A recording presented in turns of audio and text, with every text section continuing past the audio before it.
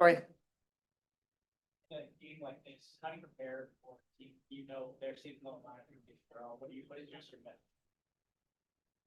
Well, first I want to say congratulations to Natalie on her well-deserved Coach of the Year honor.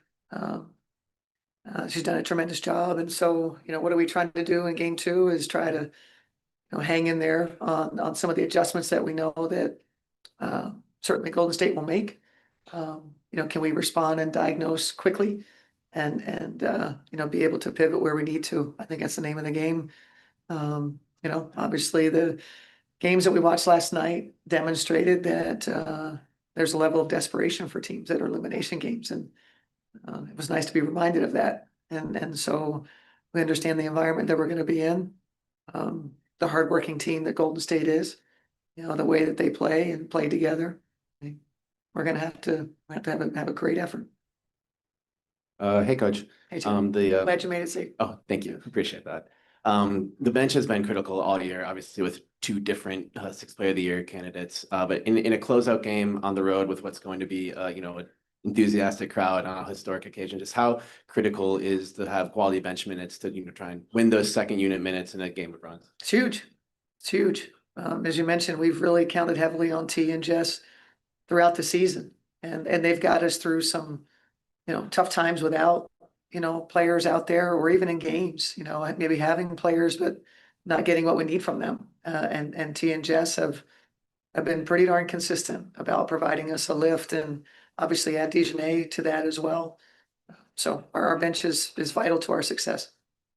Hi, Cheryl. Hey. Good to see you. Yeah, how are you? I asked Natalie this yesterday. I'm curious for you too. Playoff games, series, it's all about those adjustments from game to game, but you guys are in a unique situation where you played each other like 5 times in the last 2 weeks or something. Yeah. How does that impact the way you can game plan for facing the same team multiple times when you did just face them? And then also what are some things that you saw primarily in like the final third quarters of game one that you were like, that is what we need to maintain through this game too? Yeah. I think all the adjustments, et cetera, I think that's coaches having too much time on their hands. And sometimes we get in the way, with too much stuff. I'll try to take those lessons learned through the years and get out of the way and let our team, play how they enjoy playing. And I think that there were moments for us in the last couple of games that, we felt like we were still learning about Golden State, and their personnel changed from the last time that we played when we were out here. And so the last couple of games have been helpful to us in terms of collecting knowledge. They're doing the same thing on us. But we hang our hat on our defense, as does Golden State. Offense is going to be hard to come by. This is where I sort of, I get excited because this is now about players making plays. That's what playoffs is. And that's what it's about. Great players making plays, and, coaches staying out of the way. Cheryl, Natalie downplayed her award a little bit and gave the credit to everyone else. But as someone who's won the award many times, including last year, just what does it mean to be recognized as a Coach of the Year? Yeah.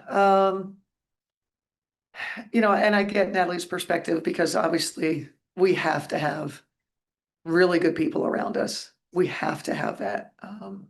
Makes our jobs easier. So I understand Natalie's perspective. This is never a one-person thing. So she's right about that. But it also starts at the top. And so, getting the most out of the people around you. I think that's what happens when you have a successful campaign as a coach. And I think what Natalie should maybe at some point, I think we coaches, we have a hard time with this. We don't really take time and reflect very much. It's on to the next thing. But in Natalie's case, at some point, she'll process everything that's just happened in her first season. And for her, it's unfortunate because now the bar is really high. So can you meet it year in and year out? But that's the joy of it. And I know Natalie will be somebody that will be a multi-time Coach of the Year. Sure. How are you?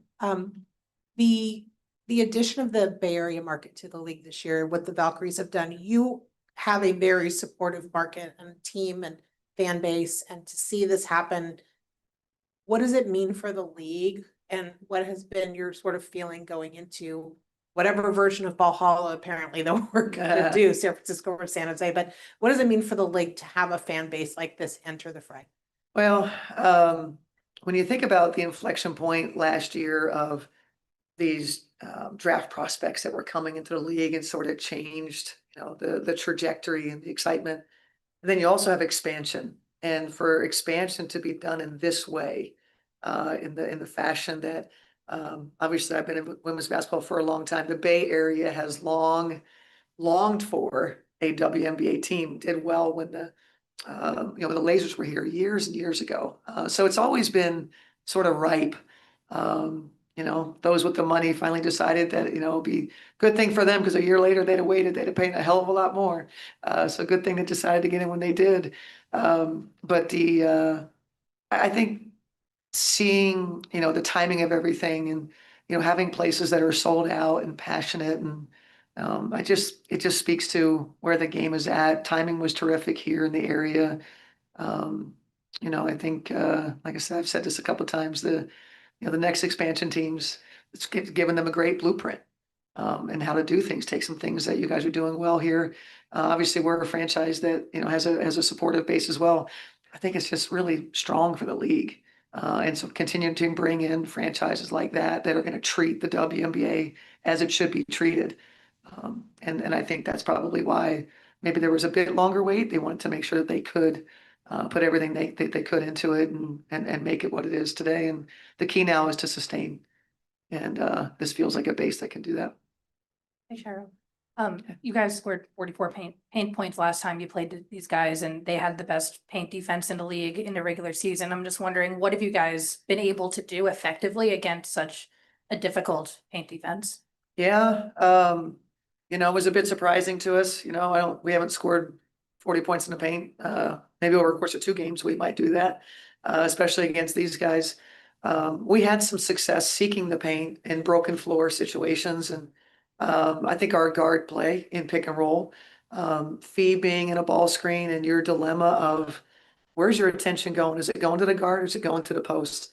And I thought our guards made great reads about what was available. We had actions on both sides of the floor. I think our players did a great job moving. When you stand on the weak side, you get to load up, and that's what something Golden State does in a really, really diligent way. So I think we did those things, and might be hard to duplicate. We'll see what they clean up, and I also know it's a choice sometimes. Teams that shoot the three, like make them beat you in the paint. So we'll see what today brings. Coach, Minnesota has been especially good in the third quarter against Golden State, generally all 5 times you played them. Has there been a recurring theme that you've noticed in those third quarters that have allowed you to make game-changing runs? That's the Lynx on the season. It's our best quarter of all the quarters. I mean, we're not necessarily bad in any quarter. It's more of third quarter is our best differential. So it's not a product of Golden State. Yep, thanks. Thank you.